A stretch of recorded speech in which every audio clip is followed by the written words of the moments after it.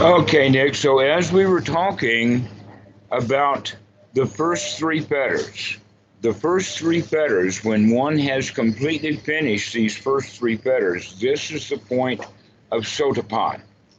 Now, the first three fetters are going like this. The first one is personality view.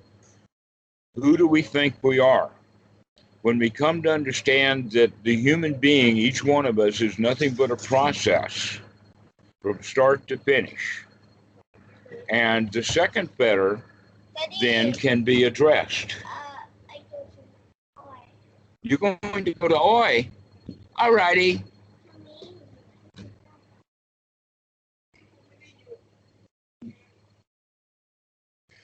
So once we get past that first fetter, or personality view, now we're ready to really understand our relationship to the world. And as we also throw out our personality view, we also then throw out our relationship to the world. And then the third fetter is doubt. And basically, the doubt is about the doubt about what is and what is not the path of life, given that I'm not, and I am finding out that what is not the right path of life is the outside world, the way that things are done in the world. We have to abandon that so that we can find a better way to live. And that better way of life is what the Buddha is pointing out, that he's putting under the auspices or under the label of dukkha, dukkha nirodha. You see, in Piti, in Silabhata Paramasa, the issue is what is right and what is wrong. Silabhata Paramasa is almost always associated with some version of karma, the law of karma, that an action, a good action will give a good result and a bad action will give a bad result. But even the nature of good and bad itself is just subject to opinion.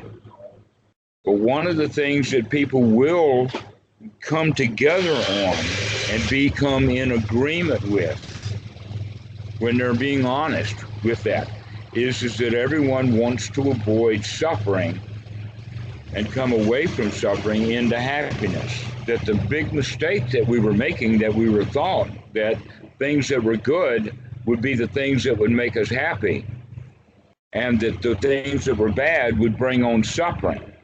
But now we find out, oh no, that's not necessarily the case, because the things that make me feel good may in fact bring on a great deal of suffering for a great deal of other people. An example of that would be the bank robber. He can go rob the bank and he'll feel really good because he's got the money from the bank. But there is going to be enormous amount of suffering on the other side. So in that regard, is robbing the bank good or is it bad? It depends upon whether you're the bank robber or whether you're the teller. That's what it depends upon. So good and bad is a matter of opinion. But suffering and no suffering, that's kind of universal. We can understand that, and that's the real teaching. And when people begin through the Dhamma to understand that that's the real teaching, is avoiding suffering to come to a state of happiness, then we'll know how to practice. And so this is then the eradication of the third fetter, is to understand that what is the path to the end of suffering, as opposed to the path of society, is really at best a mixed bag. Nothing in society that I know of brings to the end of suffering. Even at the point of, let us say, in the West, those places which have gone so deeply into money that they think of themselves kind of as like a university, so that they have teacher training programs, and then the teachers pay a fee, and then the teachers graduate to become graduate teachers, are out there teaching on their own, still in the same model, you see. But in that regard, what is it that determines a teacher is several things. Like one is how long has he been in the program, and two, how much money has he paid, and how much sweat equity has he put into it. And these are the factors that are normally determined for what is going to be a good teacher or not, and also successful at teaching in the sense that people like his Dhamma talks would also be a factor in there. But nowhere in that Western method of choosing a teacher is nobility an issue, because the Westerners don't have a clue about it in the first place. It is only after students are introduced to what the quality of nobility is that they begin to understand why it's such a bad idea to try to pay for something that is poisoned during its very transfer of money.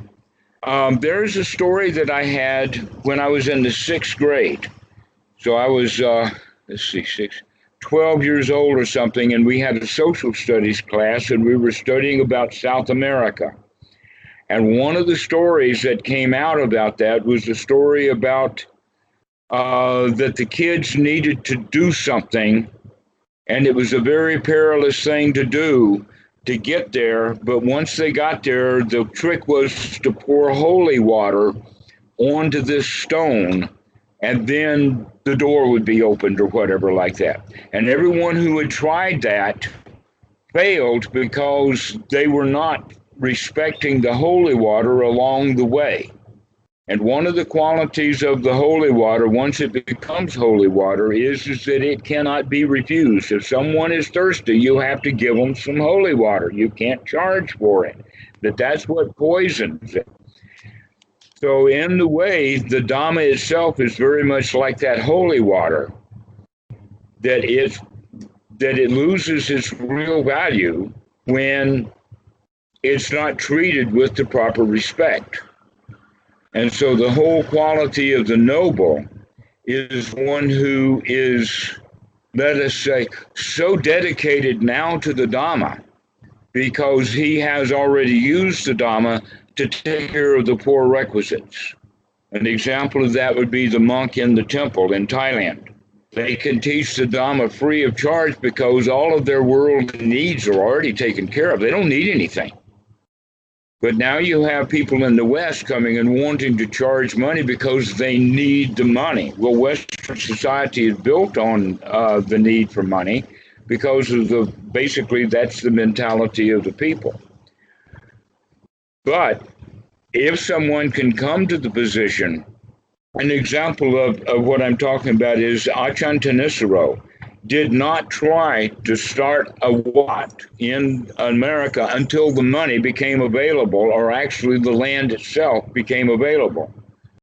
Once that land became available, now it's okay for the monks to go and live there and let things get started and grow naturally.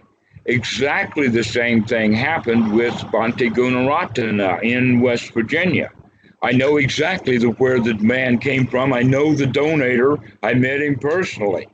And it was only after the guy was willing to donate the land and give the land to Bhavana Society that Bhavana Society could happen.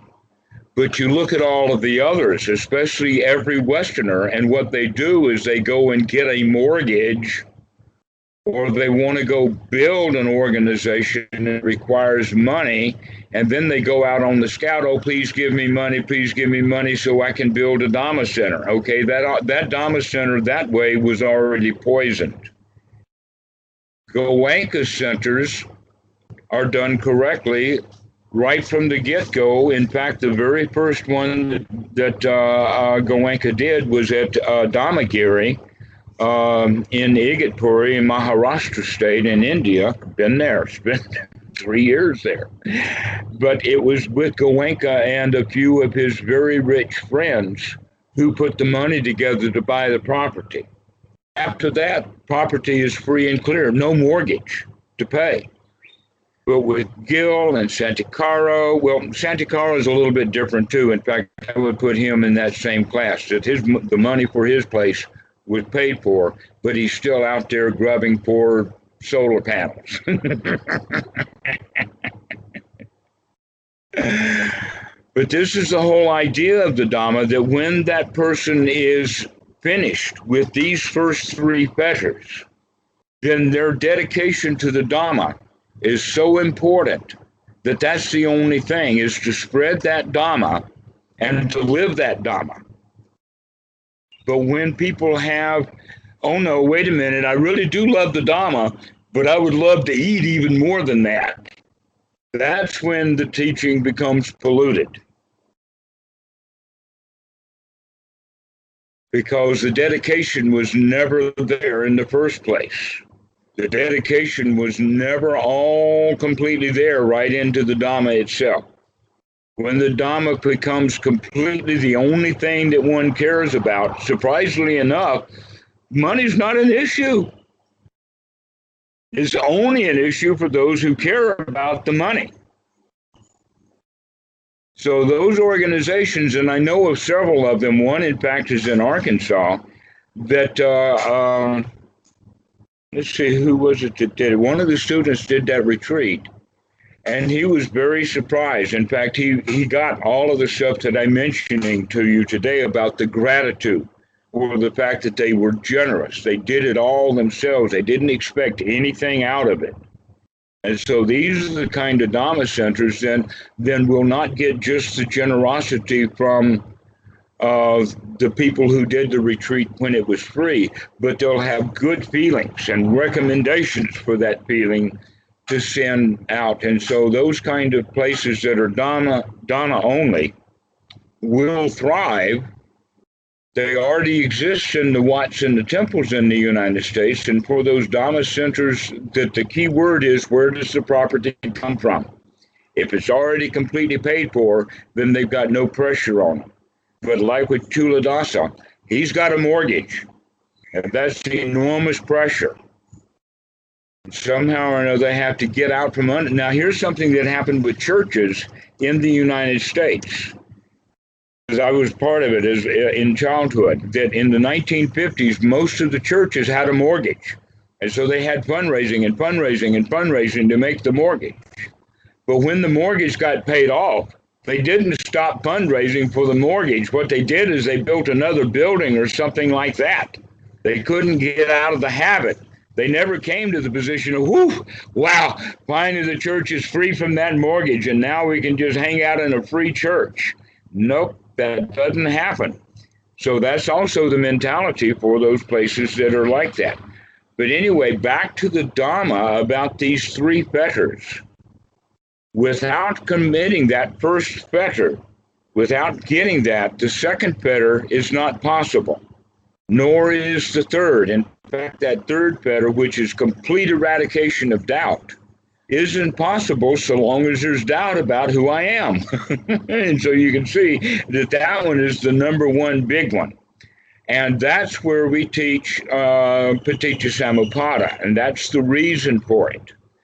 Now, there is a major, major relationship between the practice of anapanasati and the Paticca Samuppada. In fact, anapanasati, the four foundations of mindfulness, is nothing but, let us say, a preliminary prelude on how to practice correctly Paticca Samuppada. But in between there is another layer, and that other layer is called the five aggregates.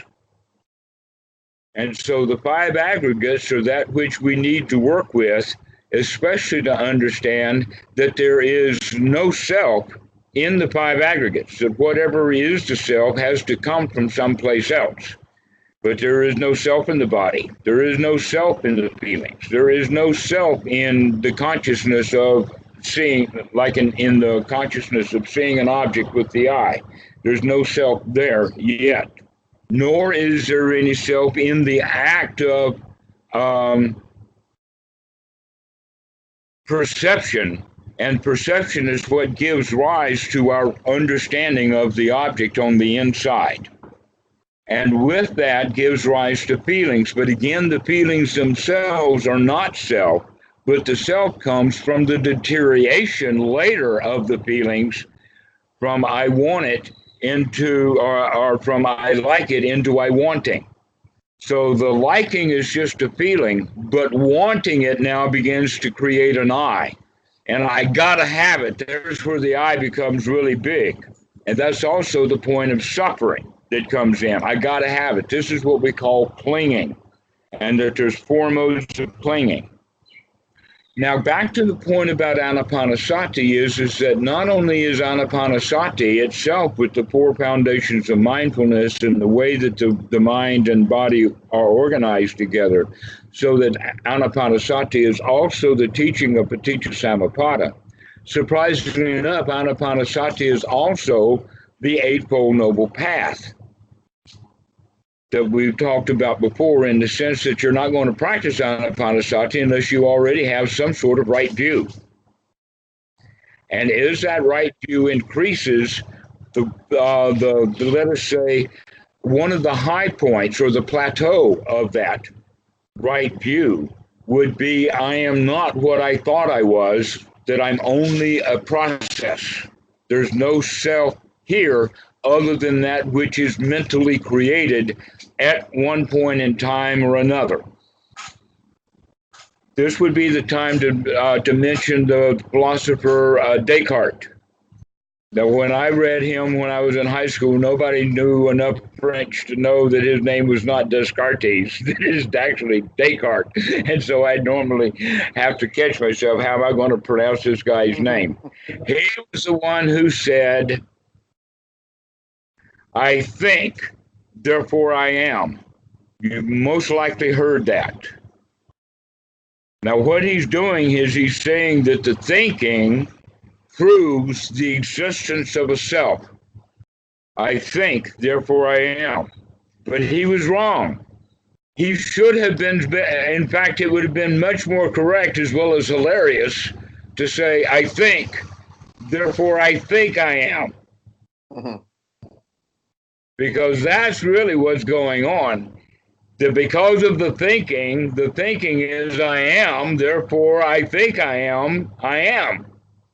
But really is nothing but a thought form or a way of thinking, or let us say more expanded beyond thinking, that it becomes also an emotional wrap-up too. That we get wrapped up with the concept of self as an emotion.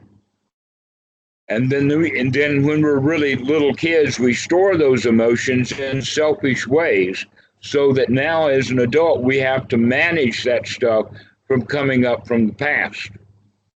So the example would be two guys standing on a street corner. They know each other. They see a guy across the street, but they don't know him actually. But each one of them has a slightly different response, or maybe a different response. One thinks he's a bum and the other thinks he's a college professor or something like that. Why is that? Because of their old relationships with people and their old feelings coming from the past. Neither one of those guys was actually able to see the guy across the street just as he is right now without having these old, what you could call prejudices. But in fact, in the Pali, this is what we call the Sankara.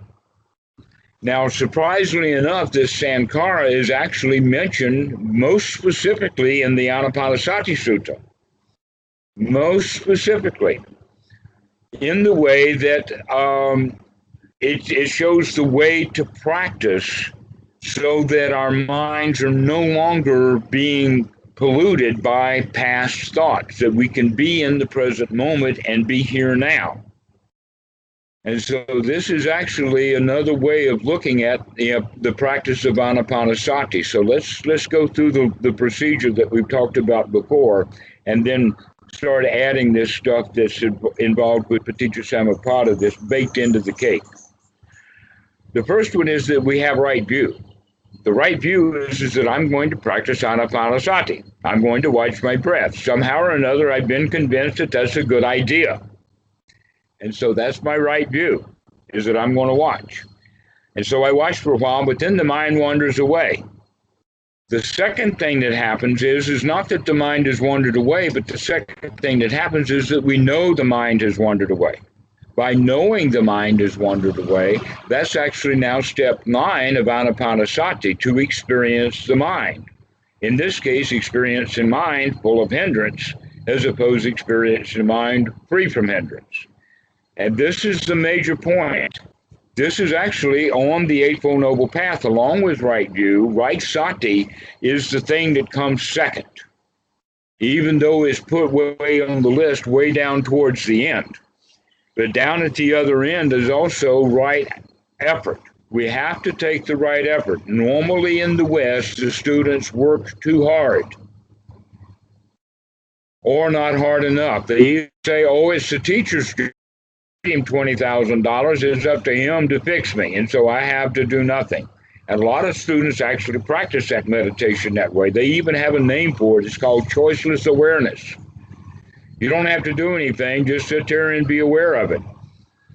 Well, that's like saying, well, I'm sitting in the middle of the road now and I'm aware that a truck is coming. Being aware of that truck coming, does that help at all?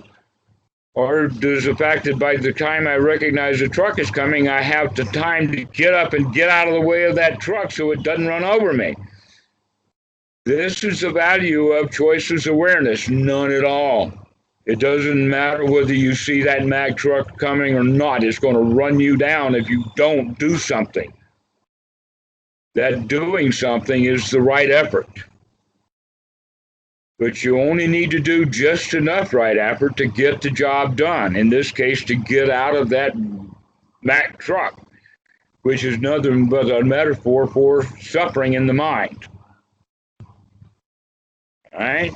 So that's where we have to do it. So now that we have the sati to recognize that the mind is full of hindrance, we have to take the effort to move it out of that. This is where anapanasati step 10 comes into play, and that is the gladdening of the mind. To gladden the mind in the sense of, aha, I caught you. It brings a level of success. That level of success, aha, I caught you, then makes it, in fact, the aha, I caught you has already chased the hindrance out. What's in the content of the mind now is, aha, I caught you, not what it was the hindrance. It's gone now. Now that we're in this state of mind, let us hope to stay there.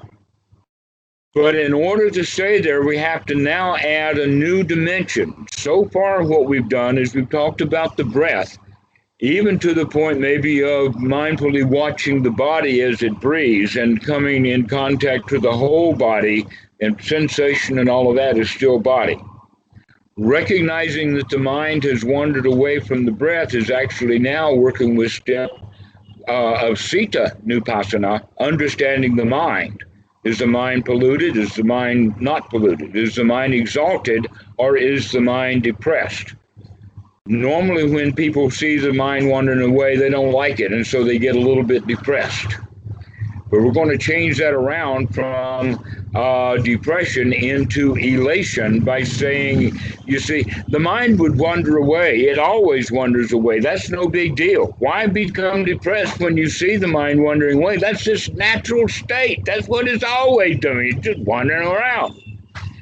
But something really wonderful has happened, and that is we know that the mind has wandered away. Now sati has come. Now the mind is working correctly. And we should feel good about that. That's the gladdening of the mind. And so now we work with the mind's object. So what is wholesome to have in the mind? Hindrances are not wholesome. Wholesome thoughts are what we're going to want to put into the mind, not unwholesome thoughts. What are unwholesome thoughts? They're thoughts about the past. They're thoughts about the future. They're thoughts about restlessness or wanting to get something done. They're thoughts about making plans to do things. It's also wanting something, like wanting enlightenment or wanting that kneecap that's across the way. We sort of focus on some of those kneecaps from time to time.